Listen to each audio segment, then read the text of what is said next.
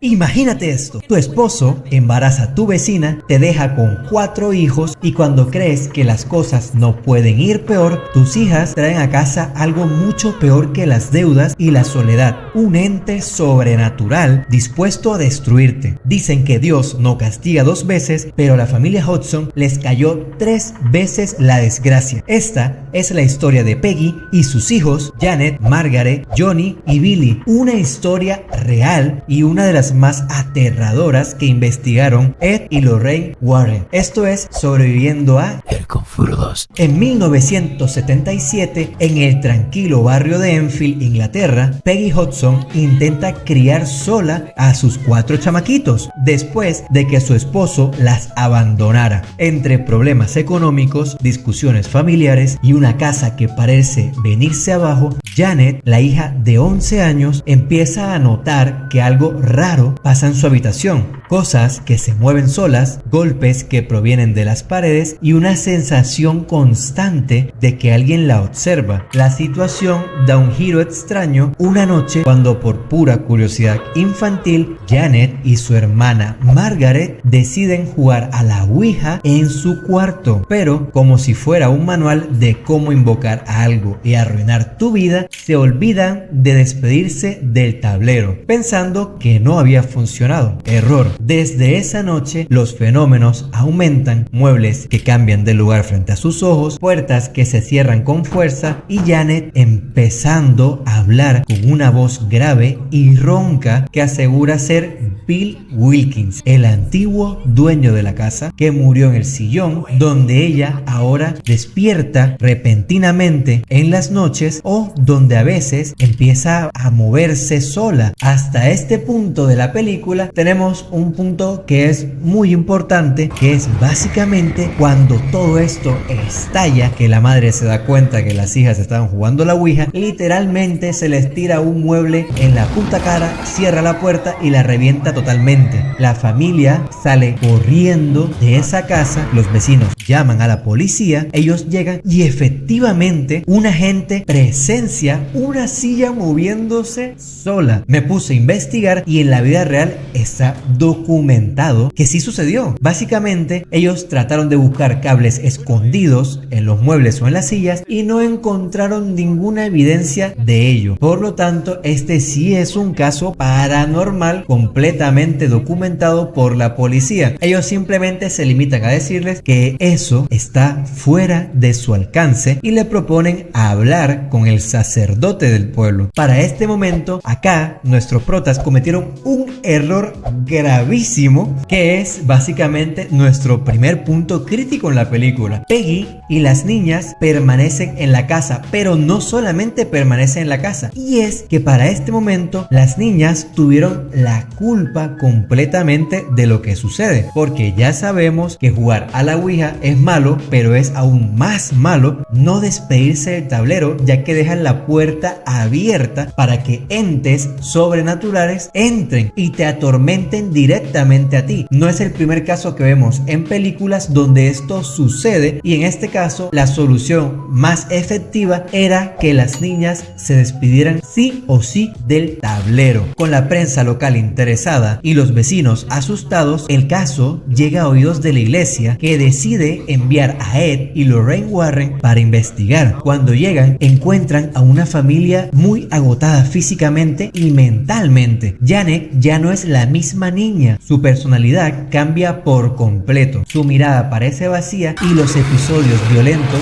son cada vez más peligrosos. Los Warren descubren que el espíritu de Bill Wilkins no actúa por su cuenta, en realidad es un peón usado por algo mucho más fuerte y malévolo, un demonio con forma de monja llamado Balak. Lorraine empieza a tener visiones inquietantes de este ser apareciendo en pasillos oscuros y hasta dentro de su propia casa burlándose de ella. Mientras tanto, la actividad paranormal alcanza su punto más aterrador. Janet levita frente a testigos, es arrojada contra muebles y empieza a perder completamente el control sobre su cuerpo y su voz. Sin embargo, cuando algunas grabaciones parecen mostrar encontrarla fingiendo ciertos eventos, la credibilidad del caso se pone en duda y los Warren son obligados a abandonar la investigación, dejando a la familia sola, justo cuando ellos más lo necesitaban. En este momento tenemos una pista muy importante que nos ayudarán a nuestros protas a ver qué está sucediendo, y es que Lorraine recibe una visión en la que Balak le revela su nombre, y no solamente eso, en esa visión podemos ver en el tablero donde pone los libros los Warren literalmente el nombre completo del demonio, que en este caso es Balak, regado en unas letras no consecutivas. Entonces, según sus creencias, conocer el nombre del demonio es la única forma de enfrentarlo, por lo menos en esta saga del Conjuro. Hasta este momento llegamos a nuestro segundo punto crítico de la película, y es que los Warren son obligados a dejar la casa por falta de pruebas, lo que deja a la familia sola y expuesta al ataque más peligroso del demonio, y es que el demonio lo que quería era el alma de Janet. Sin embargo, en este punto nuestros protas no pudieron hacer nada más, ya que el demonio estaba nublando a Lorraine con el alma de Bill Wilkins. Quiere decir que ya no detectaba absolutamente nada en la casa. Pero acá hay algo sumamente interesante, y es que a pesar de lo que se ve en las grabaciones, para mí es sumamente increíble pensar que Janet estaba fingiendo. Porque como una niña va a tirar una puta mesa, va a romper un poco de muebles y encima se va a encerrar sola en una pared? O sea, es la puta. ¿Cómo mierda va a hacer eso en tan poco tiempo? Es mi pregunta. Entonces acá ellos perdieron algo con lo que habían empezado la película, y es dar un voto de confianza. En este punto lo perdieron debido a la presión mediática que estaban enfrentando en ese momento, ya que toda la prensa decía que sus casos eran más ficción que realidad. Digamos que no se quisieron involucrar tanto para no perder tanta credibilidad, y debido a la presión se fueron. Las cosas se hubieran solucionado siguiendo su filosofía de dar ese voto de confianza a la familia. Seguimos. Las cosas empeoran rápidamente. Sin los Warren, la familia Hudson vive una noche interminable de terror. Janet, cada vez más controlada por Balak, se convierte en un peligro para sí misma y para los demás. En medio de una tormenta, Ed regresa junto con Lorraine, descubriendo que Janet está al borde del peligro, básicamente manipulada por el demonio para acabar con su vida. Ed entra a la casa, el demonio lo detona.